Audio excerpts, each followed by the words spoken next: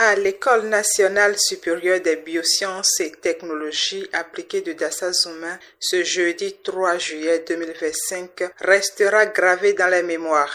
Étudiants, responsables pédagogiques et universitaires se sont réunis dans l'enceinte de l'université pour une journée de formation pas comme les autres.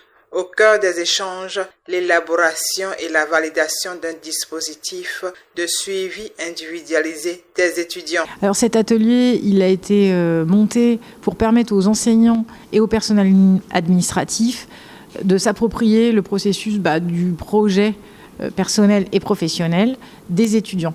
C'est-à-dire qu'on peut proposer aux étudiants différentes modalités pour travailler leur projet professionnel et pour être sûr qu'ils sont dans la bonne filière et qu'ils s'orientent vers le bon emploi. Pour le moment, les participants réagissent plutôt bien.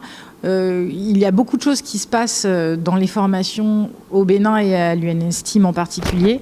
L'idée, c'est aussi d'avoir un échange de pratiques, de voir si c'est souhaitable d'harmoniser. Je vous donne un exemple. On a vu ce matin que dans certaines formations, il y avait un stage de découverte au premier semestre et dans d'autres formations à la fin du deuxième semestre. Du coup, des questionnements, c'est se dire, est-ce qu'on change ce stage de découverte pour que l'étudiant ne perde pas un an ? En fait, l'idée, c'est pas d'harmoniser, mais au moins d'échanger les pratiques et d'avoir des outils, des livrables à la fin de cet atelier qu'on pourrait partager, tels des grilles d'évaluation, des fiches métiers ou même des formations. Une initiative ambitieuse visant à offrir un meilleur accompagnement à chaque apprenant avec en toile de fond une conviction forte. Chaque étudiant est une source d'innovation à valoriser. L'ambiance était studieuse mais aussi empreinte d'enthousiasme. Les participants n'ont pas manqué d'exprimer leur satisfaction face à ce projet porteur d'avenir. Cette formation est la bienvenue chez moi parce que nous avons toujours en tête ce souci parce que nous formons des jeunes générations. Le devenir après, c'est un souci permanent pour tout enseignant. Parce qu'il y a assez de formation et déjà à la base, les apprenants viennent faire leur choix sans tenir compte de certains paramètres. Alors qu'au départ, ça devait être quand même très important. Nous devons voir normalement de quoi l'apprenant est capable. Quelles sont ses compétences, en quoi il peut persévérer. Mais souvent, rien de tout cela ne se fait avant qu'il se jette dans certaines formations et au finish, il n'arrive pas à exercer le métier. Mais cette formation aujourd'hui nous a appris beaucoup de stratégies qui pourront nous permettre, nous aussi en tant qu'enseignants, de prendre plus nos apprenants et de leur apprendre à faire un développement personnel et à savoir comment s'orienter dès la base et savoir en eux-mêmes de quoi ils sont capables.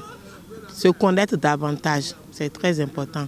Plusieurs outils aujourd'hui dans la matinée et dans l'après-midi aussi nous ont appris à comment se prendre pour se connaître en tant qu'un individu, en tant que quelqu'un qui a une certaine potentialité. Déjà au niveau de nos formations, nous avons une UE sur l'insertion professionnelle.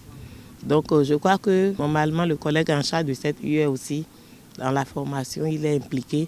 Il va falloir qu'il prenne ça aussi pour utiliser les stratégies développées aujourd'hui pour pouvoir essayer d'aider plus nos apprenants à pouvoir choisir dès le départ et à pouvoir évoluer et aussi au finish le métier choisi, pouvoir l'exercer et pouvoir s'insérer dans la vie active. Un atelier qui jette les bases d'un accompagnement plus humain, plus proche, plus efficace. Au-delà des mots et des documents, c'est une vision nouvelle de l'enseignement supérieur qui se dessine à Dassa. Un jour, une rencontre, un tournant. Comme le disait Victor Hugo, chaque enfant qu'on enseigne est un homme qu'on gagne. En ce jeudi 3 juillet, l'université de Dassa a gagné bien plus que des idées. Elle a semé des graines du changement. De tout mon cœur.